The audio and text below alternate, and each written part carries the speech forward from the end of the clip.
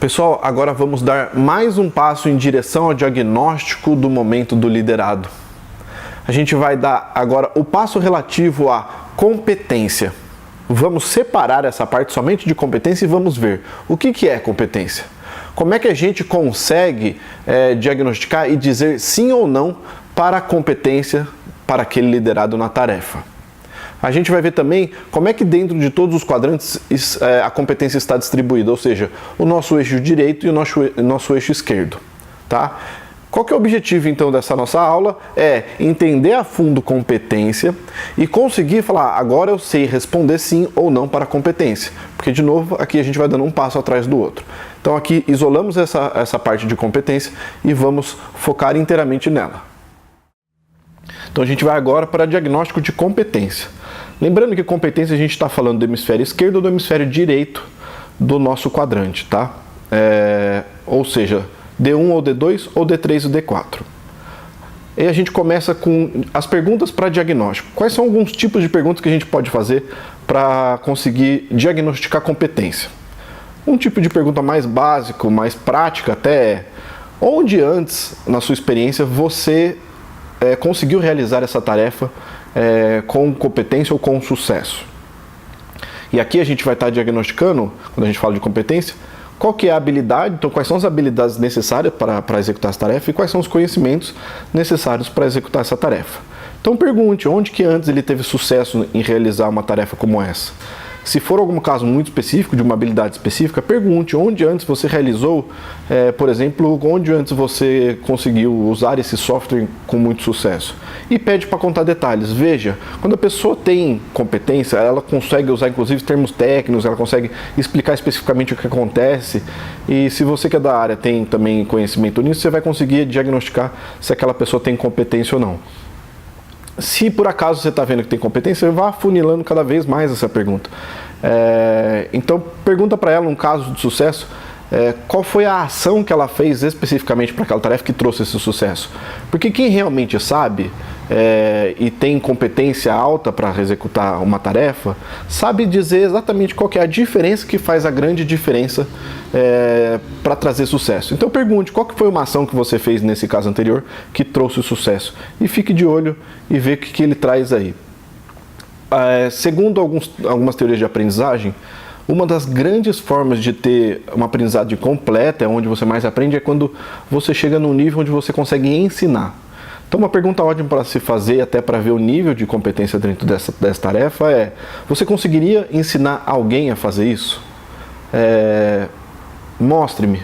Porque lembra que se a gente está falando de competência, principalmente no hemisfério direito de D1, D2, a gente vai estar falando de baixa competência. E se a pessoa está comprometida, ou seja, está empolgada, ela pode se auto-enganar. Então pede para ela fazer, pede para ela demonstrar. E a gente segue mostrando os hemisférios direito e os hemisférios esquerdo. O hemisfério direito do nosso quadrante é D1 e D2. D1 e D2 se refere a baixa ou moderada competência. Então se a gente está em D1, a gente está falando de baixa competência, aquela pessoa que não tem as habilidades ou conhecimentos necessários ainda para tocar essa tarefa. E se a gente está falando de D2, a gente está falando de uma competência moderada, um pouco mais avançada em D1, mesmo que a pessoa tenha a impressão que ela andou para trás, como a gente disse nas atividades anteriores. Então aqui a dica é: fique próximo. Em D1 e D2 é importante estar próximo dessa pessoa. Porque se ela está com baixa ou moderada competência, você tem que ensiná-la a fazer. Você tem que mostrar diretamente, estar próximo dele e fazendo coisas do tipo: faça, deixa eu ver e deixa eu te ajudar a fazer isso de uma forma cada vez mais com excelência. E vá ficando cada vez mais próximo desse liderado para que você consiga ensiná-lo e dar diretrizes de como fazer aquilo com competência. Tá bom? Em D1 são essas diretrizes, bem diretrizes, então você vai dizer muito o como fazer, quando fazer, por que fazer, o que você tem que fazer especificamente, de quanto tempo ele vai ter que te dar esse feedback. E em D2 você vai ter que trabalhar um pouco o jogo emocional, dar um pouco de apoio e ao mesmo tempo dar algumas diretrizes, tá? Porque a baixa ou a média competência significa que a pessoa ainda não tem a habilidade ou conhecimento para tocar aquilo sozinho. Então, nesse momento é muito importante a presença do líder. A gente vai falar mais algumas atividades para frente sobre o que é, como aplicar e flexibilizar o estilo. Mas em diagnóstico, Lembre que aqui a gente está falando de baixa ou moderada competência, que é nosso hemisfério direito. E aí tem o outro hemisfério, que é o hemisfério esquerdo, que é o hemisfério da alta competência. É o hemisfério do sim para a competência. Então, se a gente respondeu não, está no hemisfério direito, que é o hemisfério de D1 e D2. Se ele respondeu sim, se ele respondeu não, é hemisfério de D1 e D2. Se ele respondeu não para sim para a competência, ele está em D4 e em D3, que a gente chama de autônomo, né? E aí a gente está falando aqui da área da média para alta competência.